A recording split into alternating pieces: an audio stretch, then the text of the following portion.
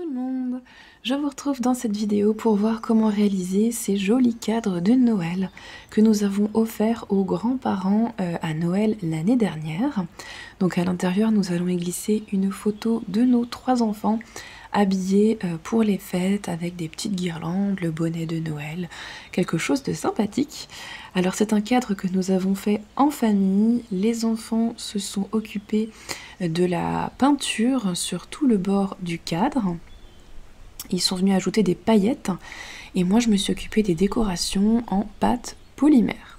Alors pour ces cadres, ce sont des cadres à décorer en bois que j'ai trouvé à Cultura pour un peu moins de 4 € si mes souvenirs sont bons, mais ça date un peu. En tout cas c'est là-bas que vous pourrez les retrouver. Ensuite, pour la peinture, c'est de la peinture acrylique, donc ils ont choisi du rouge et ils ont fait tout le tour. Donc là bien sûr on a enlevé la vitre en plexiglas afin d'éviter qu'ils mettent de la peinture dessus. Et une fois que la peinture rouge était sèche, ils ont passé un gel avec des paillettes par-dessus. Donc il y a du multicolore, du doré et de l'argenté.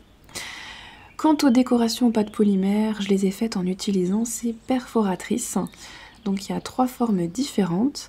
Par contre ça va être un peu compliqué vu que ça va coller. Donc il faudra vraiment faire très attention. Pour les couleurs de la pâte, j'ai choisi du vert émeraude pour le sapin, j'ai pris du doré pour l'étoile et j'ai pris du bleu quartz pour le flocon pour avoir un effet translucide et satiné à la sortie du four.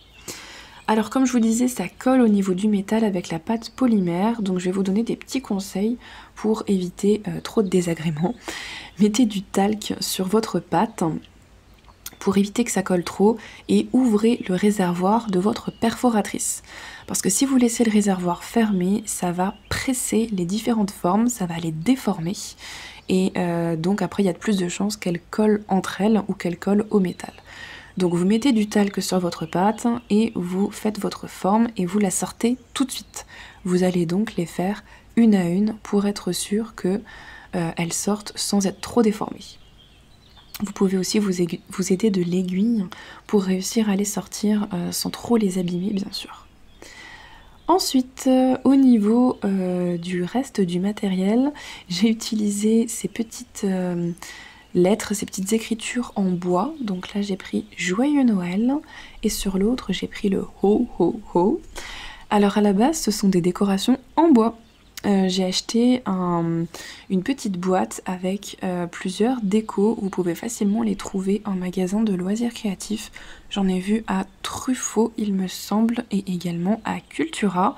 Donc moi j'ai choisi cette boîte là avec toutes ces formes et j'ai pris donc les 2 écritures qu'il y a, voilà. Et je suis venue les peindre avec la couleur rose gold. Donc c'est une peinture rose dorée qui rend très bien avec le reste du cadre.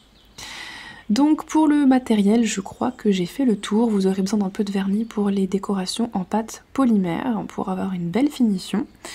Et voilà, aussi important, vérifiez bien dans quel sens vous mettez vos décos. C'est vraiment important parce qu'au dos du cadre, vous allez fixer la barre qui va maintenir le cadre.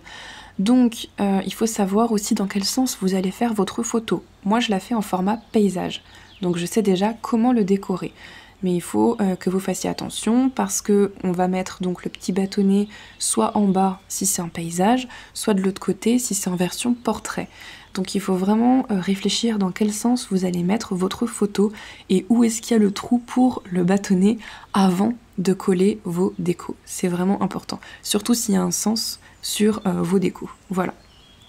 Donc pour ma part, il y avait les sapins à mettre à l'endroit et l'écriture en haut. Donc il fallait vraiment que je fasse attention. Donc ça, c'est vraiment un conseil important que je peux vous donner afin d'éviter d'avoir fait tout ça pour rien. Bon, j'espère vous avoir donné quelques idées pour les cadeaux de fin d'année. Et maintenant, je vous laisse avec le tuto. Bonne création à vous!